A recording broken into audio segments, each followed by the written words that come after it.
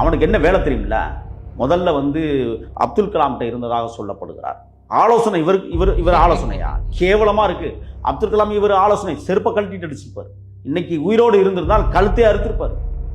ஏவுகணை மேலே விட்டுருக்க மாட்டார், இவன் மேலே விட்டுருப்பார். அப்துல் கலாமுக்கு தொழில்நுட்ப ஆலோசகராக இருந்த காரணத்தினால் சொல்றேன், கண்டிப்பாக EVM machine can be manipulated. கிட்டத்தட்ட 22 லட்சம் இவிஎம் மிஷின் இருக்கு. 22,30,000 இவிஎம் மிஷின். மொத்த வாக்குச்சாவடி இந்தியா முழுக்க 10 லட்சம் தான். 16.3 லட்சம் கண்ட்ரோல் யூனிட் இருக்கு, வாங்கி வச்சிருக்காங்க எலெக்ஷன் கமிஷன்.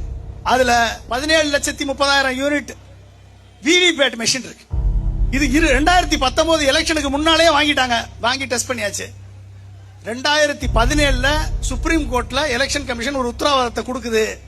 என்ன கொடுக்குது அப்படின்னா, அடுத்து வரக்கூடிய பார்லிமெண்ட் எலெக்ஷனா இருக்கட்டும், சட்டசபை எலெக்ஷனா இருக்கட்டும், நாங்க 100% விவிபேட் மெஷினை நாங்கள் உபயோகப்படுத்துவோம் என்று சுப்ரீம் கோர்ட்ல உத்தரவாதம் கொடுத்து விட்டு, இவர்கள் உபயோகப்படுத்தினது மொத்தம் 20,000 லொகேஷன் தான்.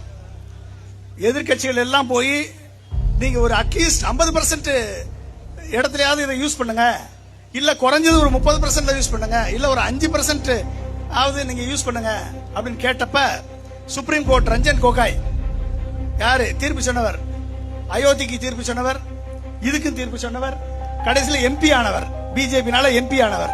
எந்த அளவிற்கு ஒரு சுப்ரீம் கோர்ட் நீதிபதிகள் தங்கள் தரத்தை தாழ்த்துறார் என்பதற்கு இது ஒரு உதாரணம்.